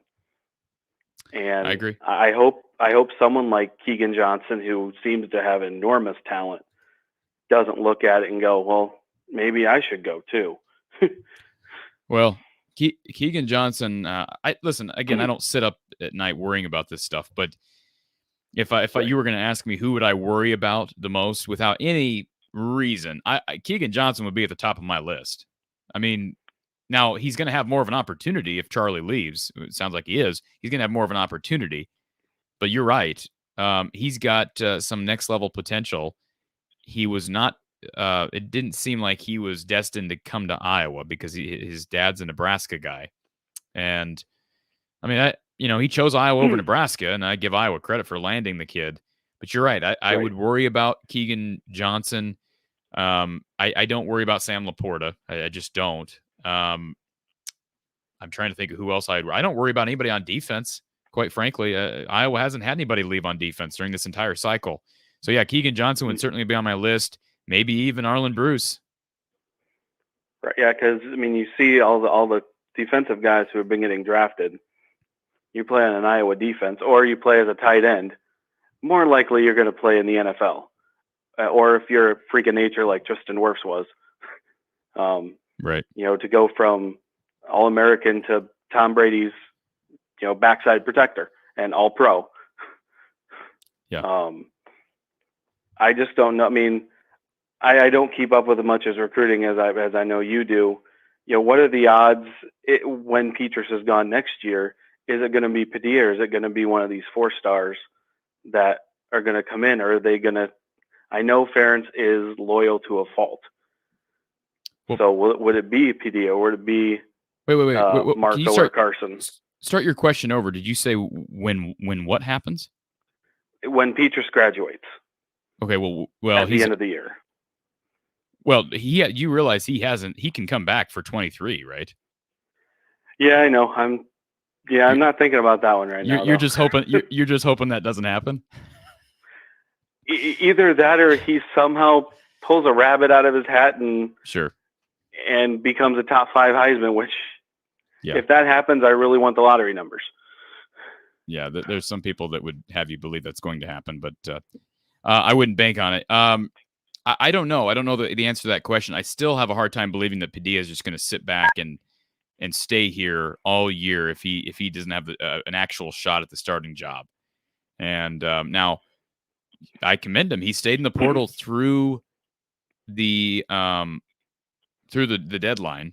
I don't know how close Padilla is to graduating, but I would not be surprised to see him transfer as a grad transfer. Who knows what Carson May is going to do?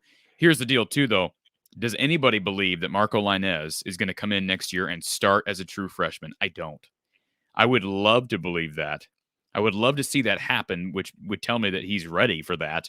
But I don't think he's not comfortable. He's not comfortable with a true freshman running the quarterback position. And don't tell me that can't work, because look at what Ohio State did. And you can say, well, C.J. Stroud is C.J. Stroud. Well, I mean, if Marco Lainez is a 4-star kid, don't tell me the offense is too complex.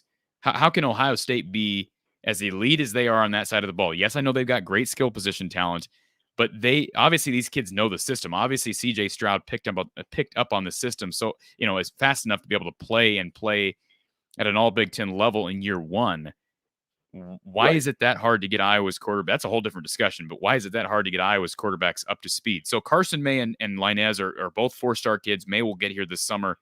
We'll see how he produces, but all good points. Yeah, I don't know who will be the quarterback after Petrus, whether that be after 22 or 23. I do doubt that Petrus takes his 23 year, because I think it would be way too much. Unless he just lights the world on fire this season, I think there'd be a lot of backlash from the fan base. Yeah, and I think probably some of it's not much his fault. I mean, there were plays last year where it seemed like it was hike and I'm down. I mean, the offensive line did struggle last year, but there was also plays to where, people wide open and balls were going 10 feet above their head or 5 feet in front of them. Right. And you're just going, how? And I'm no athlete myself. I'm, 5'7" short kid. Sure. I couldn't throw a ball 30 yards even if I tried. But I just think there should be something as far as development. And again, if Brian Ferentz can somehow turn it around, I don't have much faith right now. If he can somehow turn it around, more power to him. Unless it's going to be where, Kirk decides the next couple of years to retire and hand it over to his son, which I think would receive some backlash as well. You think so? Yeah, I think so. Because, with this comment, I want to poach Stoops from Kentucky. Right. And someone to run, yes, pro-style offense is what some is running the pros, and Iowa does have a history of a lot of people being drafted or being undrafted and making NFL teams. But at some point, you do kind of have to adjust to the times and I agree. Play a little more. I hate even saying this name, Greg Davis style offense. Hey, listen, I have no problem saying that name. I'm not saying that horizontal style offense was great, but Iowa did win 12 games in 2015 with C.J. Beathard and Greg Davis being his quarterbacks coach. I mean, that's the last time Iowa had a real good quarterback. Now, Nate Stanley had his moments, but Nate Stanley struggled with fundamentals too. That has shown through with the Vikings. And, Greg Davis, I think probably is Iowa's, I hate to say this about Ken O'Keefe, and it's nothing against him, but you could argue Greg Davis, whether you like his style or not, as far as it relates to being a QB coach, might be the best QB coach Iowa's had under Kirk Ferentz. Right, and who knows if Beathard does not get hurt in 2015 and wasn't as immobile the last half of the year as he was, because in that bowl game it was hard to watch. You mean 16? 16, yeah, sorry. Yep. It was so hard to watch that game, because it was like you knew he was injured so horribly, but I think he thought I need to play. Right. And again, more power to him. He's in the NFL and he's done a pretty good job where he's at. So, yeah, I just hope that, maybe eventually he'll, hopefully Jones will pull in the Gundele and say, hey, maybe it's not as bad as I thought. I hope you're right. Like I said, I wouldn't shut the door on that just yet. No, because when do they have? They have what, a couple weeks then to make the decision? I mean, I think or they is that, have. Is that basketball? Well, you're thinking of the draft deadline. Yeah, there is no deadline that I'm aware of for Charlie. I don't know if there's a deadline August 1st for him to come back. I mean, obviously you want to be back before fall camp. He's not going to be able to just hang out in the portal for 3 months and skip conditioning and whatnot and be able to come back. My guess is he'll make a decision fairly soon because he's entering the portal late in the process. Even if he is a grad transfer, he's entering the portal late to the game. So I think we'll get a decision here. I would be surprised if a month from now we're still waiting. Yeah, and I hope NIL doesn't have something to do with it, but there's a sinking feeling, at least that I can think of, that it might. And if so, again, like I know you had a thing a couple weeks ago about Barta with the NIL. They need to get it. They need to get to the times. Well, you can't lose recruits. I agree. As Fran has. I know. And if I was Fran, I'd be upset. But I agree. Yeah, it is what it is, and maybe NCAA comes down. But again, what more can they do right now? And that's the problem. Right. All right, sir. I appreciate the call. Yep. Have a great evening. All right. You too. Bye-bye. Bye. Appreciate the call there and all the great calls this evening. The line is open, 515-635-1601. So a couple things, folks. Got 82 people on here. I want to get to a couple different items, all right? I promised everybody that teased this earlier. I want to get into a conversation that I had earlier today with the parent of an Iowa football player who has had firsthand experience with other schools who have, quote-unquote, tampered, all right? This is a current Iowa student athlete. So I'm going to get to that in a moment. The conversation I had with this parent today. And this should enlighten you to some of the goings on right now in college football and college athletics if you weren't already aware of that. All right. Also want to get to the current wide receiver room because the current room consists of a number of proven guys in Bruce and Johnson and Reganey. But with losing Jones, it does beg the question, where is Iowa's depth? So want to get to that, but first want to pay tribute, thank Kinnick Under the Kitchen, Randy Engel over at Kinnick Under the Kitchen for sponsoring this show. We will be right back. I've heard of the real-life Hawkeye man cave known as Kinnick Under the Kitchen. Well, after lots of hard work, there's not much space left to paint, but the walls are exploding out for public consumption.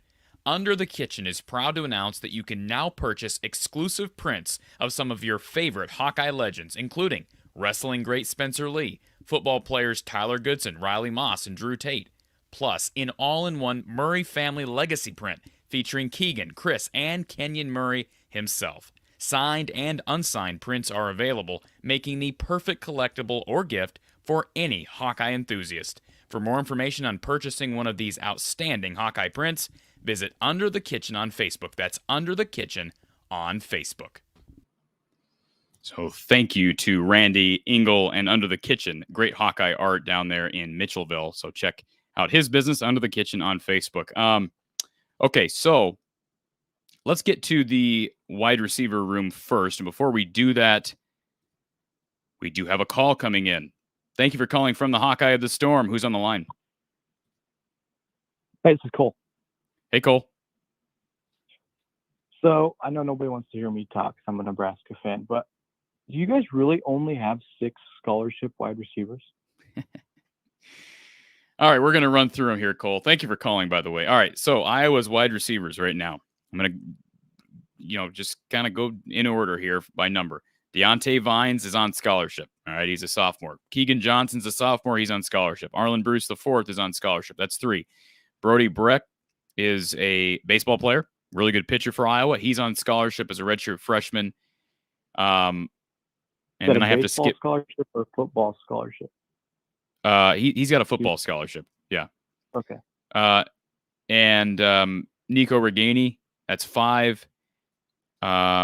Jacob Bostic is 6. He'll be getting here within a month, I believe. Yeah, there's 6. Now, here's the deal. A couple things. So 6 scholarship players. Jackson Ritter is a walk-on, but played quite a bit early last year. And I haven't talked a whole lot about him. I'm going to talk about him on a future show. I've heard a lot of good things about Iowa Western transfer Caden Wetjen. But you're right, 6 scholarship players currently on the Iowa depth chart, or excuse me, Iowa roster, with Jones hitting the portal. The reason I pay attention to every Big Ten team like really closely, I promise it's not just you guys, but that is absurdly low considering just Nebraska, for example, has 15 scholarship wide receivers right now, and 7 scholarship running backs. Cole, you got to realize though too, and I agree, but you got to realize in October they lose Quavon Matthews, in November they lose Hudson, in December they lose Tracy, and now they lose Jones. They've lost 4 guys to the portal since October, and they're not refilling them. Well, they haven't gotten anybody. I mean, yeah, I haven't heard of anybody. That would be full panic here. Say it again. It would be full panic at Nebraska if that was the situation. Yeah, I don't know. I'm trying to think if there's been. I think Iowa looked at the kid from, is it Naylor or not Naylor? The kid from Wyoming that transferred. I think they looked at him, if I recall. Dan Naylor, he's at Texas right now. Yeah. Yes, and so, but no, I'm not aware of any offers to portal wide receivers. I know they offered a running back. They offered Stilianos, who's coming. They offered an offensive lineman. They offered a couple defensive linemen. But yeah, I'm not aware of any wide receivers. But they may. I do think it's ridiculous that Iowa hasn't been more active in the portal. But they may not have a choice now. If they can't get Jones back, you may not have a choice now. But the problem is, you've waited around, and now one guy leaves, and now you might be in panic mode. And a lot of these guys have been picked over. And you don't have an NIL collective. That's what's funny about it. You don't have a collective to fall back on. So you're late to the game already, and you cannot incentivize this by saying, hey, we have this in place, because you don't. Yeah, I'm reading your comments. Everybody's saying it's full panic at Nebraska anyway, which is completely right. But on the other hand, Scott, everybody knows that he's good. He's replaced like 5 offensive coaches. He's brought in 50. It's obvious that he's full panic, and he's doing everything he can to save his job for this year. But absolutely, it seems like Kirk doesn't care. Or doesn't. Well, the difference is Kirk's job is not in danger. That's the difference. That's true. I mean, it's not whether people want it. I know there's a lot of Iowa fans that want Kirk's job to be in danger, but you and I both know, Cole, it's not. Yeah, which, to be fair, and Gary Barta's what he would say is, well, we just went to a conference championship, won the division. Listen, yeah. But on the other hand, you have, but look at how you lost the games against the really good teams. Right. You know what I mean? I agree. I absolutely know what you mean. Anyway, that's all I had. I could not believe you only have 6 scholarship wide receivers. And yes, Nebraska's full panic, and I hope it pays out. And if it doesn't, I might cry on this. I might call and just cry after the season's over. So talk to you guys later. Thanks, Cole. Appreciate the call as always. And good points. I'm glad you brought that up. So I just ran through the wide receiver room. And what we can do, let's go ahead and look at the room. I can share my screen here for anybody who maybe missed what I just ran through. Let's see if we can do this. I think you can see that, hopefully. Let me get rid of Eric's comment. And I'll get rid of me. Can I do that? There we go. Okay, you should be able to see that. So that is a glimpse. If you take Charlie Jones out of there, that has not been updated, of course, because technically Charlie is still, I guess, technically a part of Iowa. So Deontay Vines is on scholarship, right? We have not seen anything from Deontay Vines. Keegan Johnson, Arlen Bruce, Brody Brecht is not proven either. We know he's playing baseball right now. Charlie Jones is gone. And you scroll down to 89, that's Nico Reganey. So you've got between Keegan Johnson, Arlen Bruce, and Nico Reganey. There's your top 3, folks. it went from a position that I was actually pretty comfortable with, even though it wasn't real deep with 7 guys on scholarship. The top 4 guys were all really experienced. I love Charlie Jones. I like Keegan Johnson, like Arlen Bruce, like Nico Reganey. That's 4 guys. Now you're down to 3. Okay, so there is concern here. Who's going to step up? Is it going to be a Deontay Vines? Is it going to be a Brody Brecht? I still wonder in this day and age if Brody's going to be able to balance being a big-time pitcher and being a wide receiver at Iowa. Miss most of spring ball. That's just going to be so hard. Can Jackson Ritter step up? Jackson Ritter is a bigger receiver at 6'2", 6'3". He showed some flashes early last season. And then again, I think the guy that we're maybe not talking about enough, and I need to talk about him more, is Caden Wetjen. I've heard great things about him.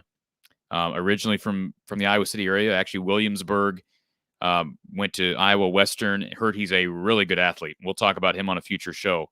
And then Jacob Bostic might have an opportunity, guys, as a true freshman. He just might, because there's few options out there. And we'll just have to wait and see. I'm not going to push the panic button yet, but I do believe that we have reason to be concerned about depth at that position. I don't think there's any reason not to be concerned. All right, let me get the number back up here for folks. So the number there is at the bottom of the screen, 515-635-1601. We've been on for about an hour and a half. I'm good with staying on for a bit longer.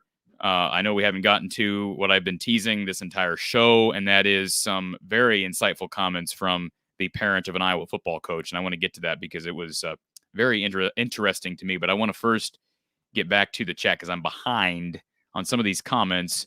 And again, our call line is open. Monte says there's no reason to panic. He says that Vines, Ritter, Brecht, and I'm assuming he's saying Keegan Johnson will get looks at the wide receiver position. Well, Bruce and Reganey are going to be. Bruce, Reganey, and Keegan are your top 3. But yeah, those other guys are going to have opportunity knocking. There's no question. He also brings up Wetjen.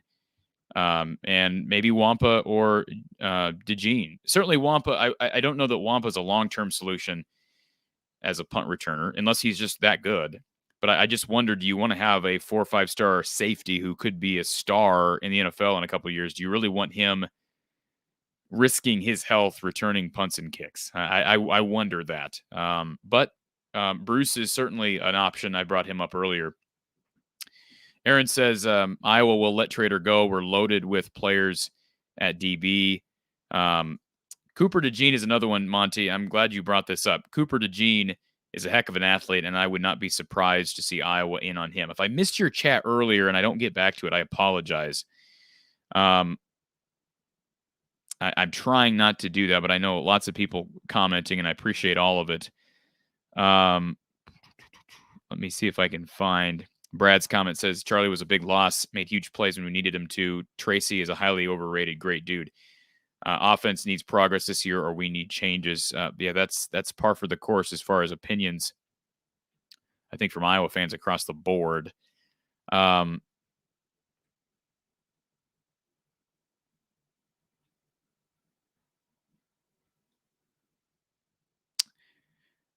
I think we're about caught up here.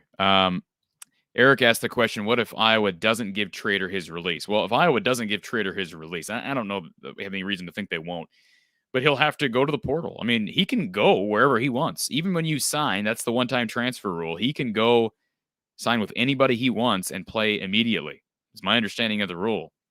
But he only gets to do that once for free, right? The other times he'd have to apply for a waiver, and that's not guaranteed, although it's been almost guaranteed in recent time.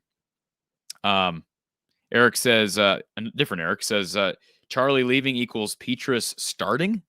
I would have to think that's not the case, because if that was the case, then we're going to see Alex Padilla enter the transfer portal soon. I'd be surprised. That would be really unfair to Alex Padilla. If I don't think Kirk would do that. You would not name Petrus the starter in May, weeks after the portal deadline passed. That would be very, very low class. And I don't think Kirk Ferentz is not that type of a guy. And so I don't think that's the case. Now, Charlie Jones may see the writing on the wall but I don't think officially that would ever be announced at this point. Let's take our next call. Thank you for calling from the Hawkeye of the Storm. Who's on the line? Hey, Corey, it's Jared the actor. Hey, Jared. How are you? Hey, long time no talk. Good to see your Hawkeye hangouts back here in the It is. off-season. It is back. I wish it was under better circumstances. I hate to see Charlie leave. Yeah, that's not going to be good for us this coming year, but hopefully, someone else can step up and some of the younger guys can get a chance. Absolutely. It's opportunity's knocking. It's next man in, and Iowa has an opportunity now to, if you want to call it an opportunity or an onus, Iowa has the onus or opportunity to go to the portal and get a wide receiver because they are not deep at that position. Yeah, absolutely. So just not to take anything off topic, I just had a couple questions and your thoughts or whatever, but kind of looking at all the different YouTube channels, people prognosticating about the Big Ten West this fall. And pretty much everyone seems to agree it's a 5-horse race, with the exception of Northwestern Illinois. I personally don't know about that. It just, a lot of hubris coming from Nebraska fans, Minnesota fans, teams that have never gotten the Big Ten title game. So it's hard for me to believe that anyone outside of Wisconsin and Iowa this year really, it always seems that way, but these other teams never step up. So I wanted to see what you thought about who the favorites are in the West. Yeah, I look forward in the coming months to diving into this even more. I'm glad you bring it up. But I've my first impression, just at first glance of the schedules and returning talent, I think Iowa is going to be in the mix. I mean, I think they're going to be in the mix because they're going to have an elite defense. It's going to hinge on them really being in the mix. Is going to hinge on, can they figure out special teams? Because now with Charlie Jones leaving and certainly Shudak leaving, the holes there are well known. Minnesota, I expect Minnesota to compete. They get Ibrahim back. They get their quarterback Tanner Morgan back. I believe Ottman Bell is back. I believe. I think Wisconsin, there's no reason to think Wisconsin won't be there. Braylon Allen's going to carry that team for the foreseeable future. Who knows how long he stays there, but I think they'll be in the mix. And Purdue, Purdue's dealing with some problems right now with Milton Wright being academically ineligible, but they get their quarterback O'Connell back. They get him back, and they're going to have, even though Plummer left, they're going to have enough experience at that position, I think, to be above average. I don't know how great Tyrone Tracy will be. Is there any substance to the notion that maybe Charlie Jones ends up at Purdue? I have no idea, but I do think Braum is skilled enough offensively as a coach to figure things out on that side of the ball. And I think they're going to be okay on defense. Purdue has the most favorable schedule, so I think it's a 4-team race. But I do not. I am not listen. I don't like Nebraska any more than you do, but I do. I agree with Cole who called in a little bit ago, that Frost is pulling out all the stops because his job is on the line, and it's ride or die right now. And either it's going to work or it's not. And so I know a lot of fans want to assume it won't work. You can't build a team based on the portal. And for the most part, that's proven true, although we've seen it work in basketball. I'm going to wait and see, because I do think there's an opportunity for Frost to catch lightning in a bottle and get Nebraska to be in contention. So I don't know. I could see Nebraska winning 7-8 games this year. Could they win 9? I think that might be enough to compete for a title. That's a big jump, but I wouldn't rule it out just yet. And I'm not even going to rule out Northwestern. Like, Pat Fitzgerald's a heck of a coach. Might be the best coach in the West. I apologize to the Kirk Ferentz fans. I'm a Kirk Ferentz fan, but I think Pat Fitzgerald is that good. They seem to go on this roller coaster year after year, and they were down last year. I wouldn't be surprised to see them make a push this year. If they don't, I'd be probably more surprised. If they stay a 3-win team, I'll be more surprised. So now Illinois is the other one. I think Illinois is in trouble. They've lost a lot of guys to the portal. Haven't really been able to use. They've been able to do a little bit better in the portal in recent months, but Bielema lost a lot of guys. I think it's going to be a project for him. I think he's going to figure it out there, but you're probably going to have to give it another year or two. Yeah, I pretty much agree with all that. I will say, as far as all the divisions in the Power Five, the Big Ten West has to have the most parity of any division in the Power Five. Would you agree? Especially this year. That's a better question for Mark Rogers, but Yeah. I would say that's fair. Again, without I'd have to really take a deeper look at it. It's certainly I think it's more balanced than anything you see in the Pac-12. It's more, I think people could argue the SEC East is just as balanced because even though people believe it's the little sister to the SEC West, the SEC East is still year in and year out pretty darn good. I know there were some teams that were down. Florida wasn't great last year, etc. But yeah, I'd say it's right there with the SEC East as maybe being the most balanced. The SEC West is, I mean, you could argue the SEC West is balanced because just about everybody's good besides maybe Missouri. Yeah, I think it's a fair comment. Yeah, because I know last year you caught some flack for calling Iowa to win the West, and almost no one had picked Iowa, but you ended up being right. So perhaps this year it could be some other team that we can't quite anticipate.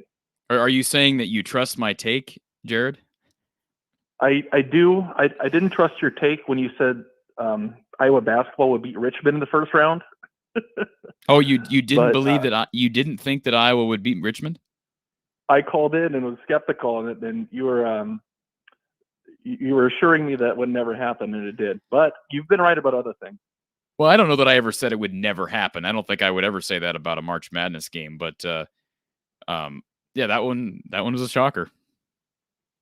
Yeah. All right. Just wanted to call in and say hi again, and hopefully you do more of these through the offseason. I'll look forward to it. Thanks, Jared. Appreciate the call and good stuff. Yeah, good questions too. I love. I can't wait to dive deeper into divisions and into projections in the coming months on this show with Don Patterson, with Mark Rogers. I think it's gonna be a fun time. We're already towards the end of May, okay, and certainly we've got several months to go. But I have a feeling June and July are actually going to move faster than we think. For me, they always go fast because even though I look forward to college football in September, I enjoyed the summer. I enjoy the warm months, and we might have an active month of news. We'll just wait and see. I don't know that for certain, but I would not be shocked. The Real Hayden says, never forget Petrus at Wisconsin threw the ball away on 4th down. Actually, Hayden, you're wrong. It was 4th and long. So let's get that right. It was 4th and long. He threw the ball away. Not that that changes anything, but wow, some really tough comments, tough crowd here. Eric says, I'm hoping Petrus plays terrible immediately because then they'll be forced to go with someone else. Wow. That's I know why people say that. I don't know that I could ever say I hope that he plays terrible immediately, but I understand where you're coming from. Joseph says, I've heard good things from scouts saying Iowa's more explosive. Scouts have said this, really. I have not heard that. We will see. I think mentally they need to heal more than anything. Okay. We'll see, Joseph. You're hearing something I'm not. Mundane Mark says, early loss to ISU and they switched to Padilla. Padilla leads them to an Orange Bowl. That's quite a prediction, Mundane Mark. Let's see here. And yes, you're right, Hayden. He could come back in 2023. I don't think that'll happen, but it is possible. Tipsy McStagger is here. He says it's not the QB situation. It's the O-line performing like an actual O-line. That's a factor, Tipsy, but let's not say that we don't have to say it's all one thing. I've never said it's just the QB situation. It's both, right? Can we be balanced with this? The O-line struggled, right? They need to be able to create better holes. They need to be able to create better push for the running attack and for pass protection, frankly. But let's not act like the QB situation is not a problem. Eric says, what about Labus? There's no question that he should have an opportunity. I hope he will. I'll give Kirk the benefit of the doubt and say that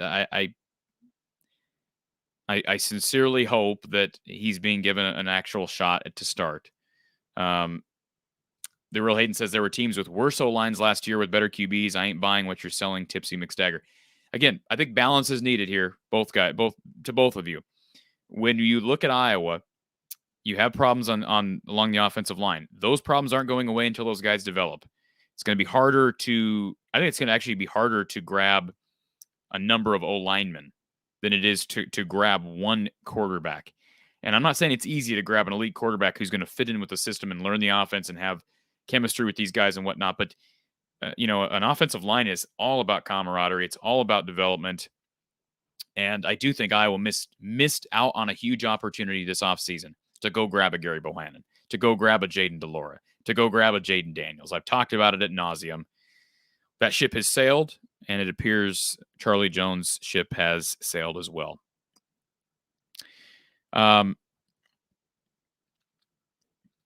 Tipsy says, brings up Wampa possibly showcasing skill with his athleticism. Joseph says tackles were bad, and that relates to quarterback sacks and hurries. When you have Spencer the stature, we see the results we saw. Yeah, it is both. I think that's kind of what you're getting at. Coach Potter, Padilla has such a unique major that he can't transfer until he graduates. Okay, I don't know what his major is. I would have to think, being a football player, I know football doesn't always trump everything else, right? But I would have to think that he's got options. But again, I don't know. Lemansky, I don't want Gary Barta doing hiring our next football coach, please. No call from Lemansky yet today. That's a surprise. Lemansky playing it cool in the chat today.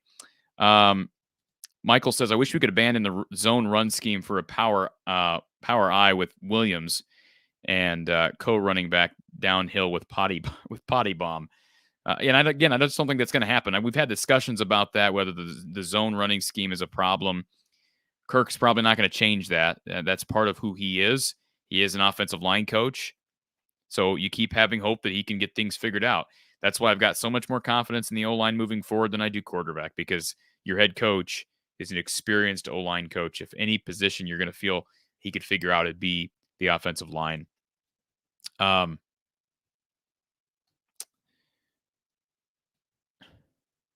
Again, a lot of all of a sudden the chat has turned into just some aggression towards Spencer Petras. Eric brings up the point that Petras seems like a good guy. Sometimes good guys finish last. John says Iowa still has the more wide receivers than Nebraska has had wins in 2 years in a row. Okay, that's a good one. Good little zing there for Cole. Eric says, will the O-line be good enough this year for downhill running? Great question. They have the backs to do it. Okay, they've got Gavin and LaShawn Williams, who are both downhill runners. I think LaShawn's a bit more I think LaShawn's got some of those intangibles that you want in a balanced back, what I call a tweener back. We haven't seen that as often. We've had guys like Akram Wadley and Tyler Goodson that didn't really bring the punch, right? Didn't really pack the punch. I do believe that the two Williams men have an opportunity to bring that. The other thing that I'm high on is Caleb Johnson coming in at running back, along with Jazzy Patterson. Although, I'm a little bit more sold on Caleb right now because of Caleb and his physical traits. He's 6'2". I think he's like 220. He's a big kid at running back, so that's going to help, Eric. But you're replacing Tyler Linderbaum. You remember, you lose Linderbaum, Ince, and Schott. That's basically your three mainstays on the interior of that line. Those are big losses. So that's a big deal. Joseph thinks the O-line will be better overall. I would tend to agree with you, but we just don't know the effect of losing those three guys yet. But I just don't know. I just don't know. Eric says he remembers the Williams brothers seemed to have more success running downhill than Goodson did. Goodson danced a lot, and that is true. G-Rex is here, says go Hawks. Appreciate that from G-Rex. Do want to let everybody know, too, before I get to – I promise I'm going to get to these comments. I've been teasing this for like the last hour. I promise I'm going to get to the comments from an Iowa player's parent reached out to me today to let me know about some – basically tampering, what's going on. And I want to get to that in a moment. Before I do, the call-in line is open. It's on the bottom of the screen, 515-635-1601. Want to let everybody know, too, Donations are always appreciated to support the channel. And I understand during the off season, donations are going to slow down a bit. I get that.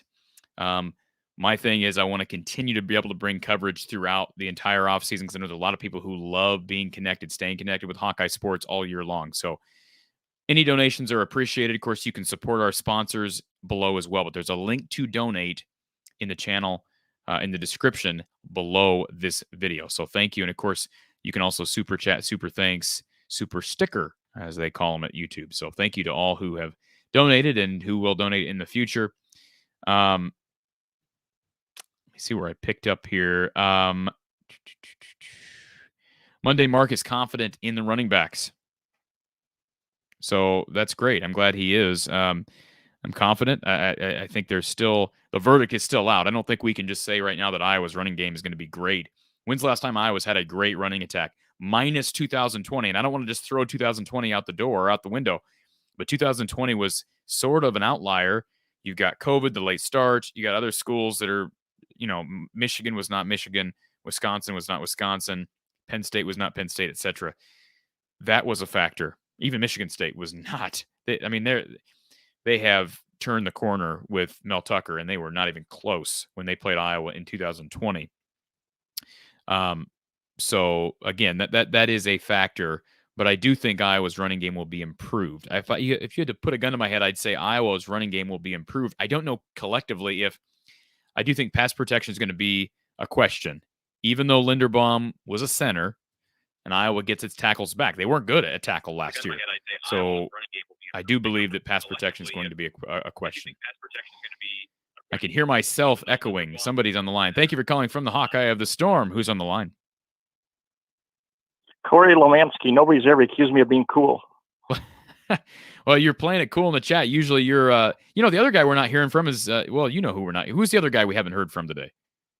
Oh, the real MVP. He's probably taking a nap. The real MVP. And I haven't even heard from the fake MVP, but you're right. No real MVP in the chat today.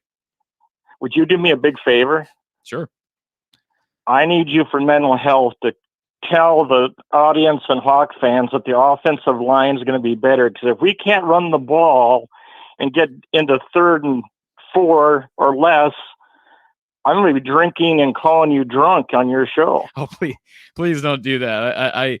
I would love to be able to say that the offensive line is going to be better. I want to be able to say the offensive line is going to be better, but until I see it, I'm not going to believe it. The offensive line did not look great during spring practice. I can tell you that. Now, with that being said, there's a lot of injuries, and that's the other concern. A lot of guys miss time, and you hope that those guys are back for summer conditioning, because especially the offensive line, boy, they really benefit from summer.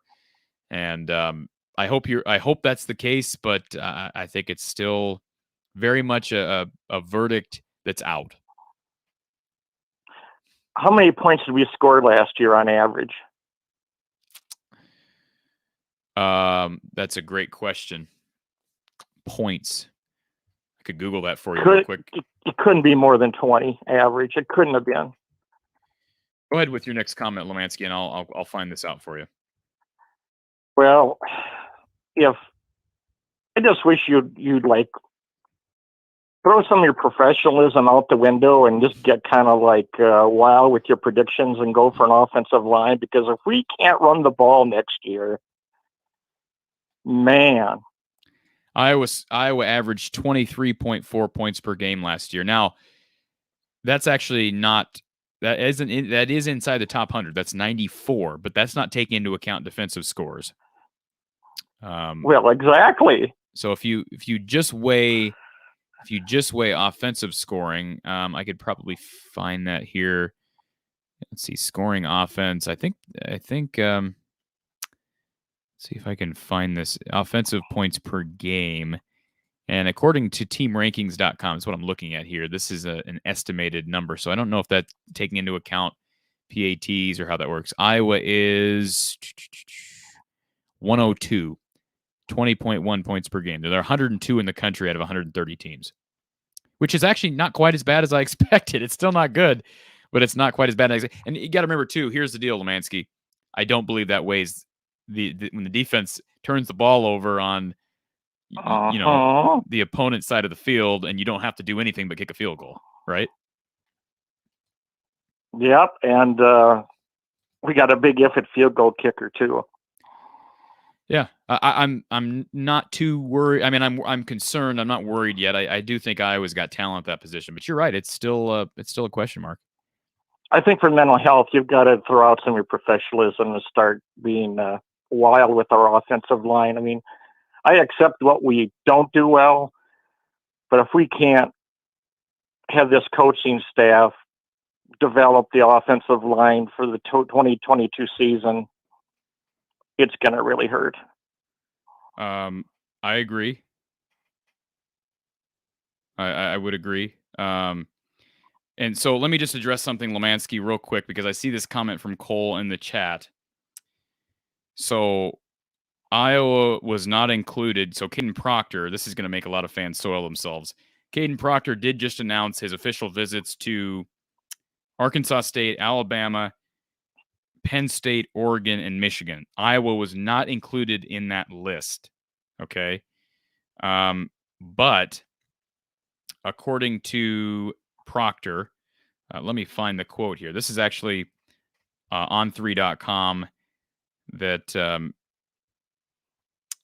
this is what on3.com is reporting. One school noticeably missing from the list of visits is the in-state Iowa Hawkeyes.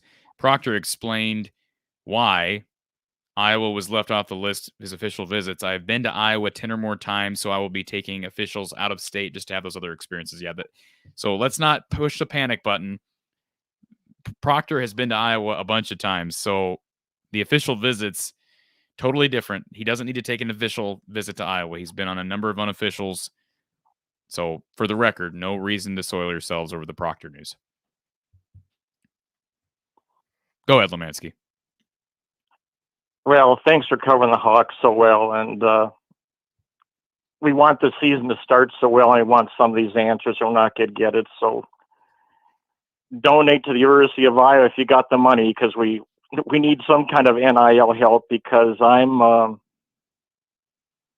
the Wild West exists, and that's what I'm concerned about. I have faith in the coaching staff to develop players and such, but what I really fear is the Wild West is real.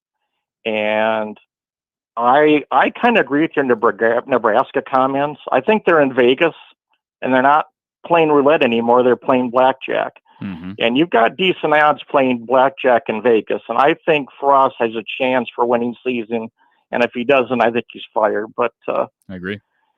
I think if you can send an email to Iowa Athletic Department or talk about, we need some kind of NIL. I loved, not to get on the Saban conflict lately, but I love Saban talking about, from a coach's perspective, that you got to get money in the hands of your entire football playing staff, in your players' pockets on an equal basis for the future of college football. And I really believe that. And that was kind of missed in all his comments. And that's what Iowa has to do somewhat of, is to get modern. And I'll hang up and listen to your program, and thank you as always. Thanks, Lemansky. Appreciate the call. Yeah, modernizing the offense is a continued topic, and it's going to be a topic until Kirk retires. That's just all there is to it. It's going to continue to be a topic until Kirk retires. And I don't go out there and say that, because I don't really know what that means to modernize your offense. Iowa's not going to go out there and be a spread team. All right. But again, I do think it's a fair comment to make that there are certain things that you can modernize without having to overhaul into a spread. I do think Iowa needs some degree of an overhaul. I mean, you can't, to be 120 in the country in total offense, that probably says that you need some overhaul, right? I'm Jay Kell says, since Orlando decommitted, we really need to go out and get Amari Snowden. And a Snowden just tweeted about the kid the other day. So Snowden, for anybody who doesn't know, has entered the portal, or excuse me, is a 23 recruit. Let me see if I can find some information on him. So he, I believe, put Iowa in his top something, top 3, top 5. Let me see if I can find this here. I just did some information on this the other day. Yeah, he's got Iowa in his top 6. So that's 2023. But yeah, certainly Iowa's going to be really looking at defensive backs hard, even though they did very well in 22 this year with defensive backs. They got 4 coming in, J. Kell. So let's remember that. Deshaun Lee is coming in as well. I like Deshaun Lee. Nobody's talking about him, but I like Deshaun Lee. Kenneth, good to see you here, sir. Gary, good to see your name in the chat as well. Michael says he got Corey to laugh. Yes, you did. Somebody did. Gary says he's hearing that Keegan Murray may end up with the Pistons. I've heard that too. Joseph, Iowa athletics is on a downward slide. Mark my words, it will only get worse and worse every year. Part of the University of Iowa's fault. Part is just how the college landscape is changing. Oh, I certainly agree with that last part. Vernon, thank you. Thank you for this, Vernon. Appreciate you complimenting the show. Vernon Thompson here. Gary says, I like the video. Watch the opponent video as well. Thank you for doing that. Yes, if you're not familiar with our stuff here, be sure to subscribe here from the Hawkeye of the Storm, but also subscribe over at Iowa at the Voice of College Football. All right. Let me see if I can grab the... maybe I can, maybe I can't. Here it is. Iowa Live every Tuesday at 4:30 over at the Iowa Football at the Voice of College Football channel. So be sure to subscribe there as well. Turn notifications on for both channels. All right. I've kept everybody in suspense enough. I want to get to the conversation that I was able to have. And this person wished to remain anonymous, but this is the parent of a current Iowa student athlete. All right.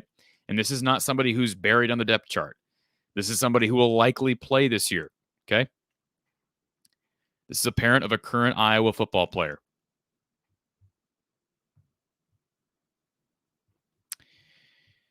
And this is what he said to me today.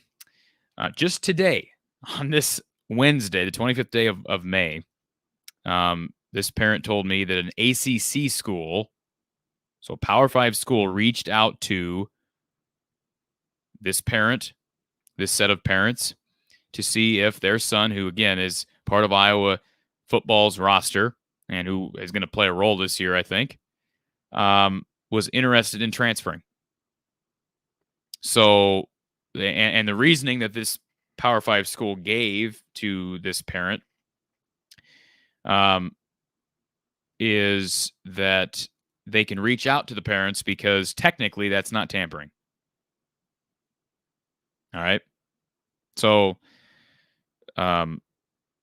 it is what it is. And now here's the other part of this. So an ACC school reached out to this parent, was also told that this is the 3rd school to extend such an offer since spring practice concluded. Let's just keep that in mind. It's out there. It's out there, and there's going to continue to be players that are contacted vicariously.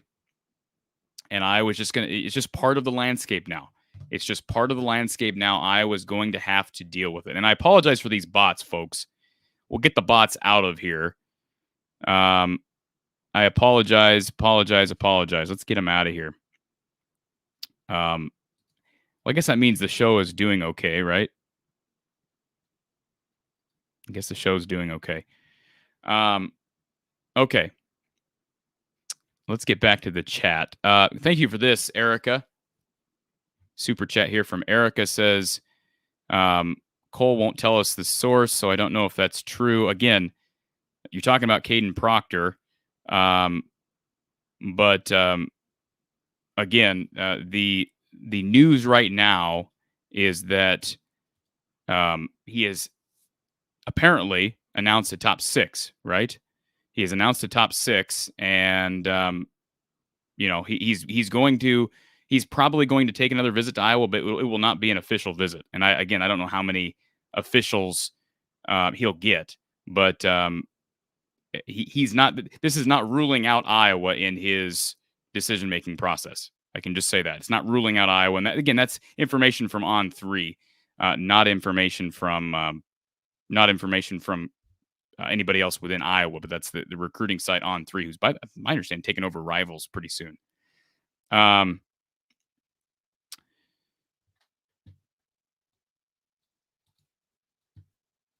See here in the chat if I'm missing anybody here.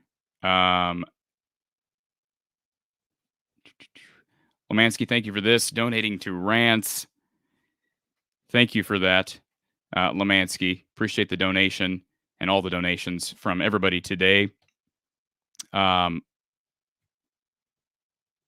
says, when have we been bad at kicking? Haven't been bad at kicking, but there's still a lot of proving to do out there. No question about it.